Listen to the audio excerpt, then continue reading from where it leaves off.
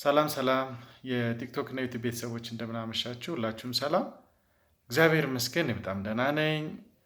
ዛሬ ላይ ያው ይዤላችሁ የቀረብኩት ዩኤስ ኤምባሲ አዲስ አበባ ኢትዮጵያ ለጁላይ ኢንተርቪው የተላኩ ቱኤንኤሎች ከዚህ በፊት በሰራሁት ቪዲዮ ወደ 148 እንደተላከ አሳውቂያችሁ ነበር እና አሁን ላይ ደግሞ ሌት ሆኖ የተወሰነ ወደ 57 ቱኤንኤል ተልኮ አጠቃላይ ቁጥሩን ወደ 205 አድርሶታል ማለት ነው። ይሄ ማለት ያው ከዚህ በፊት በሰራውላችሁ ቪዲዮ መሰረት እስከ 36342 ድረስ ብዬ ነበረ እንደ አጠቃላይ እስከ ጁላይ ይስተናገዳሉ ወይም የተላከው አጠቃላይ ብዬ አሳውቂያችሁ ነበር። አሁን ላይ ግን 57ቱ ፕላስ ስለተደረገ አጠቃላይ የቱኤንኤሉን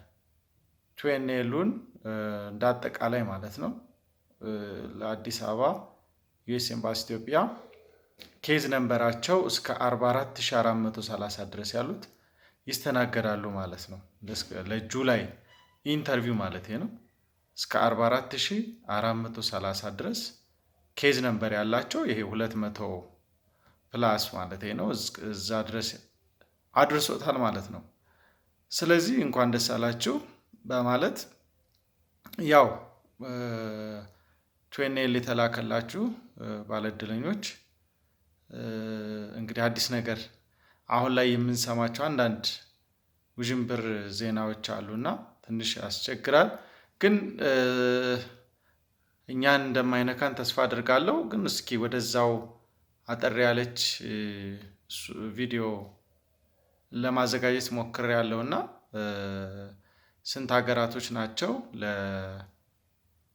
ለዚህ ትራቭል ባን የተደረጉ ሀገሮች አሉ ከአፍሪካ እንዲሁም ከሌሎች ጨምሮ ማለት ነው። እና በእኛ እንደው አካባቢ ያሉትን የተወሰኑትን ወደ 12 ናቸው አጠቃላይ የጉዞ ክልከላ ወይም ትራቭል ባን የተደረገባቸው እና እንደ እድል ሆኖ የእኛ ሀገር አጋጣሚ የለችም እና ያስፈራል። ግን ትራቭል ባን ውስጥ ሀገራችን ኢንክሉድ ብትደረግ ሁሉ ነገር ኪሳራ ነበርና እግዚአብሔር ይመስገን አሁን ላይ ጥሩ ነው። ግን እነማን ናቸው የሚለውን አሳያቸዋለሁ። እንደ አጠቃላይ ግን እስከ 44430 ኬዝ ነምበር ያላችሁ ባለእድለኞች ለጁላይ ኢንተርቪው ያው ሬዲ የምትሆኑ ናቸው ማለት ነው።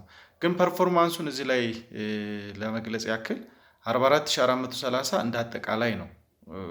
እስከዛ ድረስ መሰራት እንዳለበት ነው። ግን እነሱ ደግሞ ያ ባክሎግ ይኖራል ሲደራረብ አሁን ላይ ፐርፎርም ያደረጉት እስከ 26670 ነው።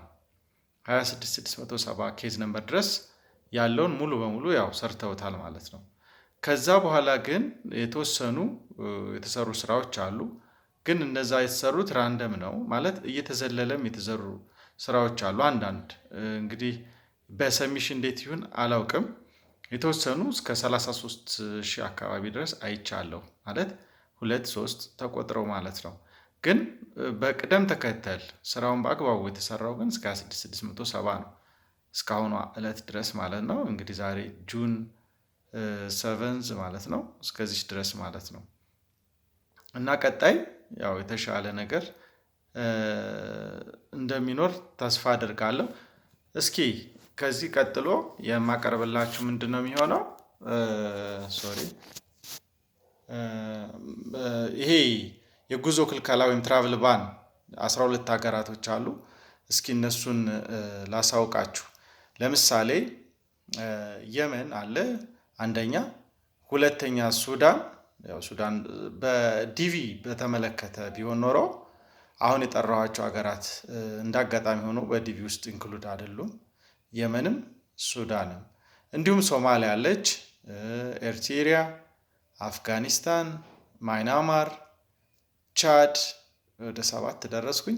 ሪፐብሊክ ኦፍ ኮንጎ 8፣ ኢኳቶሪያል ጊኒ 9፣ ሃይቲ 10፣ ሊቢያ 11፣ ኢራን።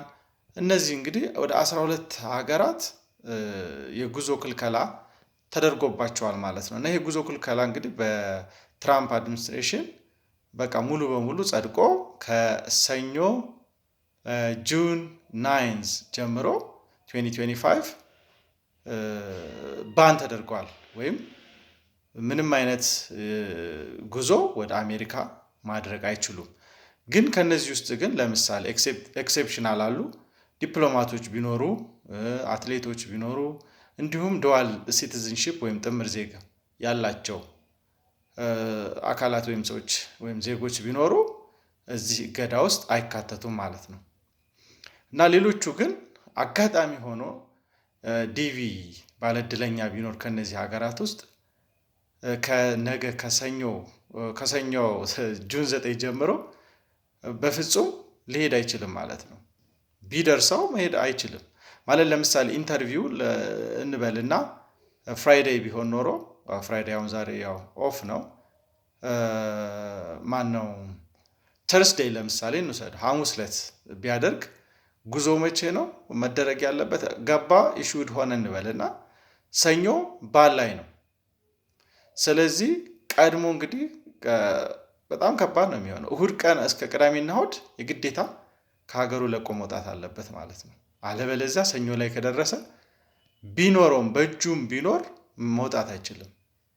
ይህ እጅግ በጣም ትንሽ ከባድ ነው እና ለእኛ አጋጣሚ ሆኖ የለም ማለት ነው። እኛ የለንበትም፣ ግን ቀጣይ ምን እንደሚከሰት ምን እንደሚፈጠር አናውቀውም። እና አሁን ምንድነው እኔ ለማለት የፈለግኩት ይህን ቪዲዮ ለመስራት ያሳሰበኝ አንደኛ ነገር ኢሹድ ከሆንን ባለእድለኛ ኢንተርቪው ገብቶ አግኝቶ ቪዛው ከተፈቀደለት በኋላ እንትኑ ጉዞውን ማለማራዘም አትሊስት ከደረሰው ቶሎ ብሎ ያው ምንድነው የሚሆነው የትኬት ነው ትራቭል ትኬቱን ቆርጦ ቀጥታ መሄድ ነው የሚሻለው። እና ጊዜ በወሰድን ቁጥር የሚከሰተውን ምንም ነገር ስለማይታወቅ ቀድሞ መሄዱ ጥሩ ነው። ያው ይሄ የተዘጋጀው እስከ ሴፕቴምበር 30 ነው የተፈቀደው። ከዛ በኋላ ትንሽ አስቸጋሪም ስለሆነ ከዚህ አሁን ከተባለው ጉዞ ድንገታዊ ጉዞ ክልከላ ከተከሰተ እድልም ኖሮን እድላችንን በአግባቡ ሳንጠቀመው ኪሳራ ውስጥ ልንገባ እንችላለን እና ይህንን መረጃ ከወዲሁ ላድርሳችሁ በማለት ነው። ሌሎች አዳዲስ የምሰማቸው ዜናዎች በዚህ በዲቪ እና ጉዞ ላይ ካለ አሳውቃችኋለሁ፣ እሰራለሁ ማለት ነው። እና ስላዳመጣችሁኝ ከልብ እያመሰገንኩ ያው ዩቲዩቤ ላይ እየገባችሁ ላይክ፣ ኮሜንት እና ሰብስክራይብ እንድታደርጉኝ በትህትና እጠይቃለሁ። ቴንክ ሶ ማች